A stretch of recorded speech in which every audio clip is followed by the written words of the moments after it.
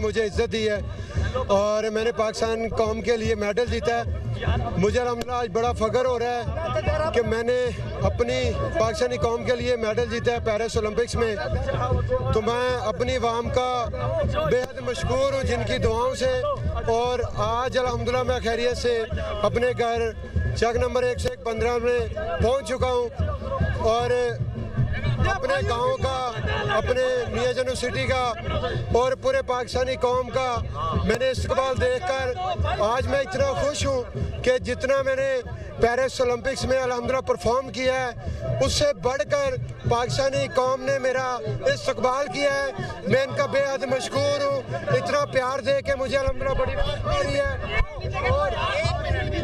इनके साथ साथ मैं शुक्र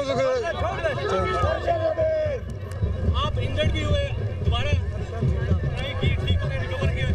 उसके बाद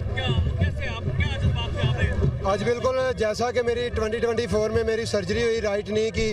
फरवरी में, उसके बाद हमने रिहैब की और इसमें अगर देखा जाए तो मेरे जो कोच हैं सलमान इकबाल भट्ट साहब, उनका मैं बेहद मशकूर हूँ जिन्होंने रात